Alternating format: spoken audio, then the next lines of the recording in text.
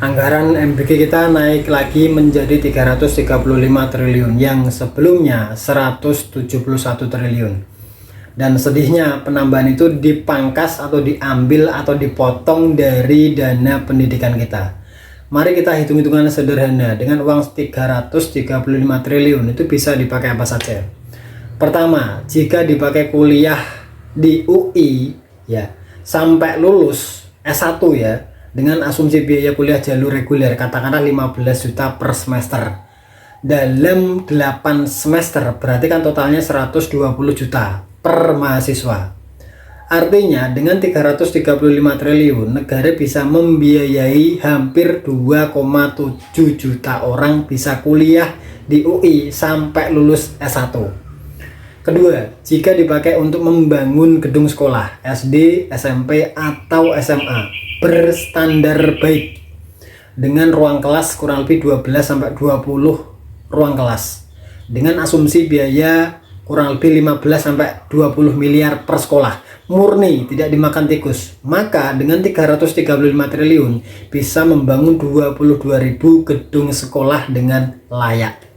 Ketiga, jika dipakai untuk membiayai anak-anak putus sekolah dari SD sampai lulus SMA, katakanlah asumsi biaya pendidikan itu 5 juta per tahun per anak, maka lebih dari 5,5 juta anak itu bisa sekolah sampai lulus SMA.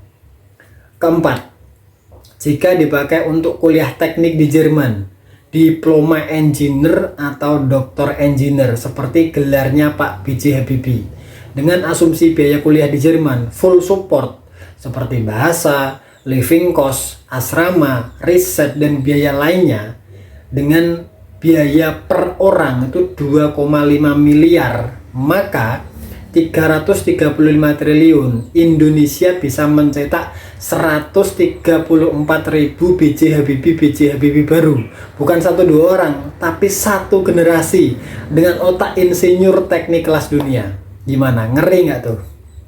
Satu B.J. Habibie sudah luar biasa karyanya, apalagi 130.000 lebih. Lihatlah program MBG yang sekarang berjalan, masih banyak kekurangan di sana sini. Keracunan makanan, dapur MBG terafiliasi ke partai atau ke penguasa, dan distribusi yang masih ya tahu sendiri kayak apa.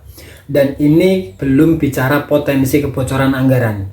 Negara nggak usah kasih MBG, tapi beri orang tua mereka, beri orang tua anak-anak kita itu pekerjaan yang layak dengan upah yang layak, sehingga mereka mampu memenuhi gizi anaknya sendiri. Atau kalau negara tidak mau repot, wajibkan setiap orang tua membekali anaknya dari rumah, sementara negara fokus memperbaiki ekonomi dan pendidikan atau sektor lainnya. Satu program saja anggarannya sefantastis ini, sementara masalah dasar dan PR lain kita belum selesai.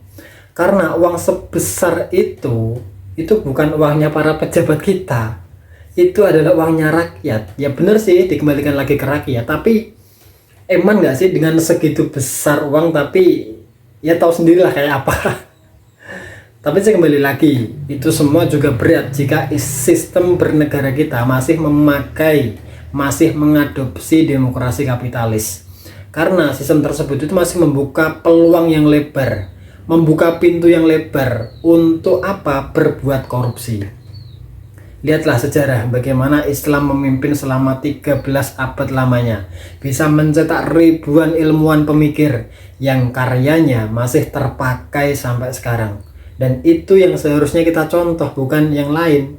Sekali lagi, ini berpendapat dengan nada sopan ya, jangan sampai kena undang-undang.